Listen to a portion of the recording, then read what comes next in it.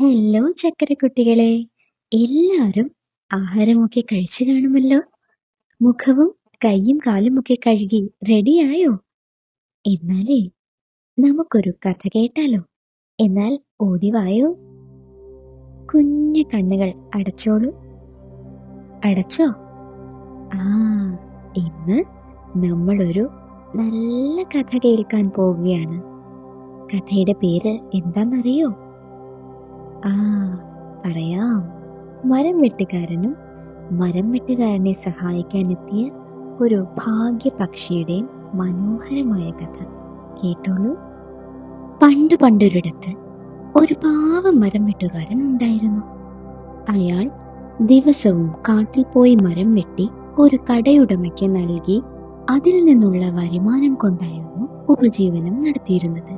അതുകൊണ്ട് തന്നെ ആ മരം വെട്ടുകാരൻ വിറകു ശേഖരിക്കുന്നതിനായി കഠിനമായി അധ്വാനിച്ചിരുന്നു. കാട്ടിൽ പോയി അയാൾ ദിവസവും മരം വെട്ടുന്നതും അധ്വാനിക്കുന്നതും എല്ലാം ഒരു ചെറിയ പക്ഷി കാണുന്നുണ്ടായിരുന്നു. ഒരു ദിവസം പതിവ് പോലെ ആ മരം വെട്ടുകാരൻ കാട്ടിലേക്ക് പോയി. അവിടെ അയാൾ ഉണങ്ങിയ ഒരു മരവും അന്വേഷിച്ച് ഒരുപാട് അലഞ്ഞു. അവസാനം ഒരു മരം കണ്ടെത്തി. അതിൽ നിന്നും വിറകു വെട്ടാൻ തുടങ്ങി. എന്നാൽ കുറച്ചു സമയം കഴിഞ്ഞപ്പോൾ ആ മരം വെട്ടുകാരന് വല്ലാത്ത ക്ഷീണം അനുഭവപ്പെട്ടു. അയാൾ അടുത്തു കണ്ട മരത്തിന്റെ ചുവട്ടിൽ അല്പനേരം വിശ്രമിക്കാൻ തീരുമാനിച്ചു. എന്നാൽ ക്ഷീണം കാരണം അയാൾ ഉറങ്ങിപ്പോയി. അന്നും ഒരു മരത്തിന്റെ മുകളിലിരുന്ന് ആ കുഞ്ഞു പക്ഷി ഇതെല്ലാം കാണുന്നുണ്ടായിരുന്നു. മരം വെട്ടുകാരൻ ഉറങ്ങിക്കഴിഞ്ഞപ്പോൾ ആ പക്ഷി അയാളുടെ അടുത്ത് വന്നു. ഒരു സ്വർണ്ണമുട്ട അവിടെ വച്ചതിനു ശേഷം പറന്നുപോയി. ഉറങ്ങി എഴുന്നേറ്റ മരം വെട്ടുകാരൻ തന്റെ അടുത്ത് കിടക്കുന്ന സ്വർണ്ണമുട്ട കണ്ട് അത്ഭുതപ്പെട്ടു. അയാൾ ചുറ്റും നോക്കി. അവിടെ എങ്ങും ആരെയും കണ്ടില്ല. സമയവും ഒരുപാട് വൈകിയിരുന്നു. അയാൾ ഉടൻ തന്നെ ആ സ്വർണ്ണമുട്ടയും എടുത്ത് അന്ന് വെട്ടിയ കുറച്ചു വിറകുമായി കാട്ടിൽ നിന്നും മടങ്ങി. അയാൾ വിറകുമായി കടയുടമയുടെ അടുക്കലെത്തി. പതിവായി നൽകുന്നതിനേക്കാൾ വളരെ കുറച്ച് വിറകായിരുന്നു അന്ന് മരം വെട്ടുകാരൻ അയാൾക്ക് നൽകിയത്. ഇതു കണ്ടതും കടയുടമ ചോദിച്ചു, ഇതെന്ത് സാധാരണ കൊണ്ടുവരുന്നതിനേക്കാൾ വിറക് കുറവാണല്ലോ. നീ ഇന്ന് പണിയെടുക്കാതെ കാട്ടിൽ കാഴ്ചകളും കണ്ടു നടന്നോ?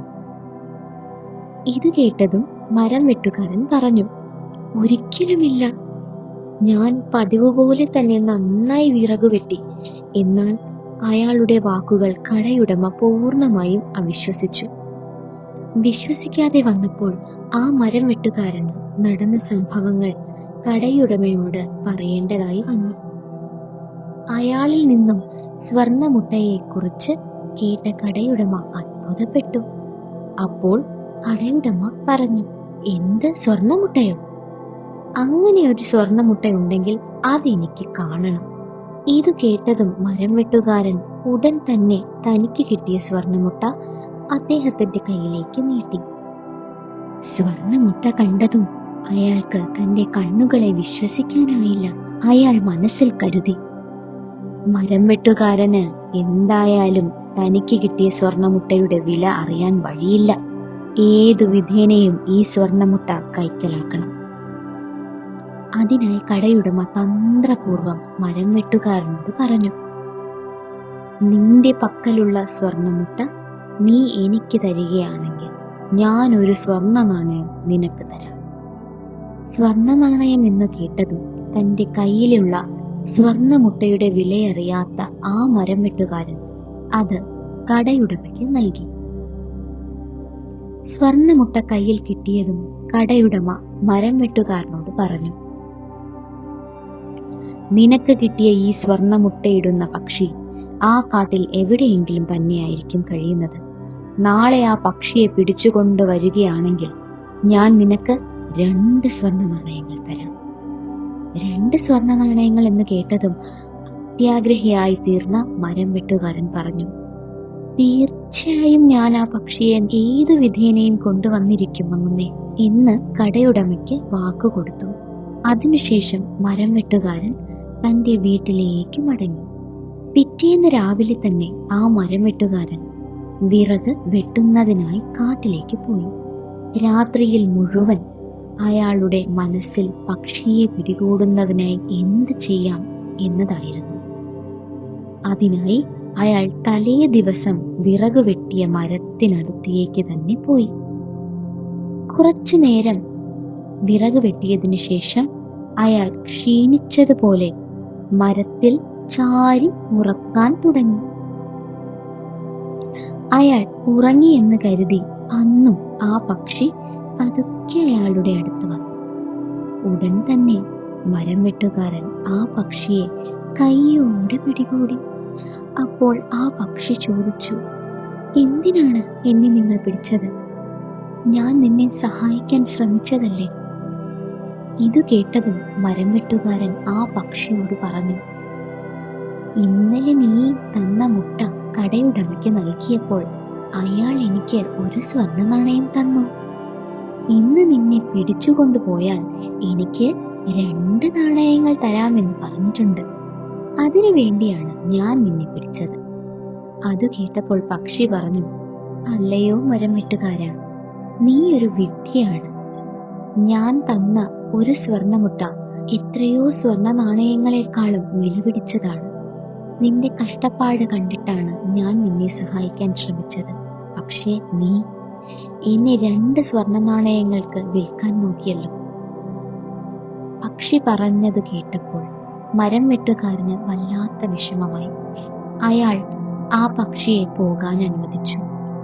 അപ്പോൾ ആ പക്ഷി പറഞ്ഞു, "ഞാനൊരു സാധാരണ പക്ഷിയല്ല. മനുഷ്യർക്ക് നന്മ ചെയ്യുകയും അവർക്ക് ഭാഗ്യം കൊടുക്കുകയും ചെയ്യുന്ന ഭാഗ്യപക്ഷിയാണ് ഞാൻ. ഞങ്ങൾ മനുഷ്യരെ അവരുടെ കഷ്ടപ്പാടിൽ നിന്നും സഹായിക്കും. എന്നാൽ മനുഷ്യർ ഒരിക്കലും ഞങ്ങളെ സ്പർശിക്കാൻ പാടില്ല. ആരെങ്കിലും സ്പർശിക്കുകയാണെങ്കിൽ ഞങ്ങൾക്ക് ജീവൻ നഷ്ടമാകും. അതുകൊണ്ട് തന്നെ എനിക്കിനി ഈ ഭൂമിയിൽ ജീവിക്കാൻ കഴിയില്ല."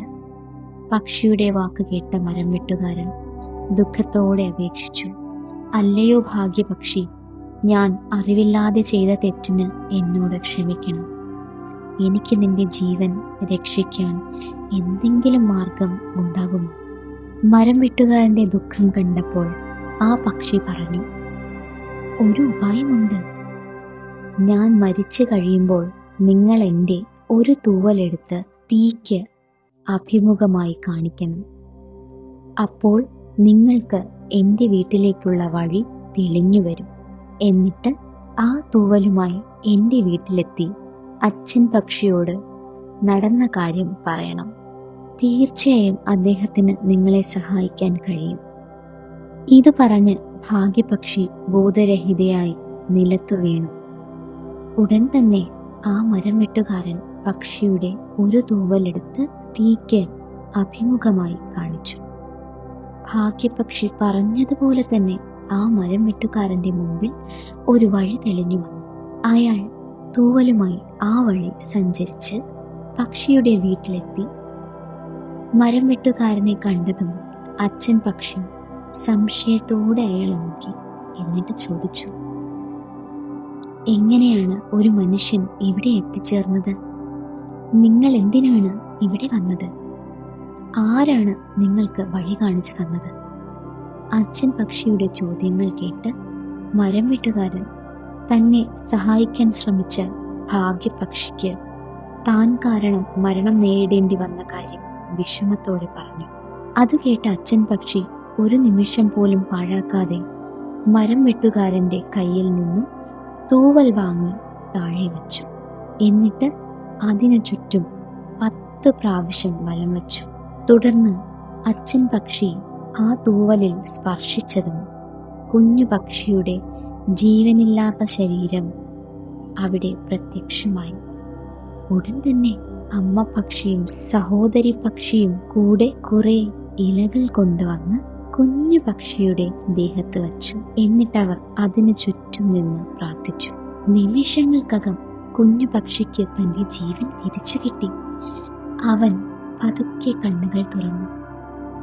ഇതു കണ്ട മരം വെട്ടുകാരൻ സന്തോഷത്തോടെ തുള്ളിച്ചാടി. അവൻ ഉറക്കെ പറഞ്ഞു, എനിക്കെന്റെ ഭാഗ്യപക്ഷിയെ തിരിച്ചു കിട്ടി, എനിക്കെന്റെ ഭാഗ്യപക്ഷിയെ തിരിച്ചു കിട്ടി. ഇത് കണ്ടതും കുഞ്ഞു പക്ഷി പറഞ്ഞു, ഞങ്ങൾ ഭാഗ്യപക്ഷികൾ ഭാഗ്യം പ്രത്യക്ഷമാകുന്നത് പോലെ പെട്ടെന്ന് വരികയും അതുപോലെ തന്നെ പെട്ടെന്ന് അപ്രത്യക്ഷമാകുകയും ചെയ്യും.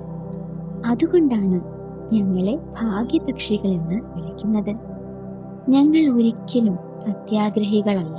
അതുകൊണ്ട് തന്നെ അത്യാഗ്രഹികളായുള്ള ആളുകളുടെ കൂടെ നിൽക്കുകയില്ല. അതുകൊണ്ട് നമുക്കിപ്പോൾ പിരിയുക തന്നെ വേണം. ഇത് കേട്ട് മരം വെട്ടുകാരൻ, എന്റെ അത്യാഗ്രഹവും അജ്ഞതയും കാരണം കയ്യിൽ വന്ന ഭാഗ്യത്തെ എനിക്ക് നഷ്ടമായി എന്ന് പറഞ്ഞ് കരയാൻ തുടങ്ങി.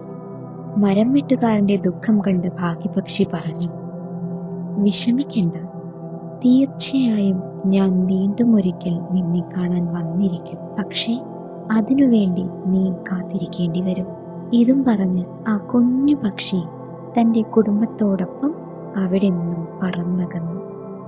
മരം വെട്ടുകാരൻ തന്റെ കയ്യിൽ വന്ന ഭാഗ്യം നഷ്ടമായതും ആലോചിച്ച് വളരെയധികം ദുഃഖിച്ചു. എന്നാൽ എന്നെങ്കിലും ഒരിക്കൽ ഭാഗ്യപക്ഷിയെ വീണ്ടും കാണാമെന്ന പ്രതീക്ഷയോടെ അയാൾ തന്റെ വീട്ടിലേക്ക് മടങ്ങി.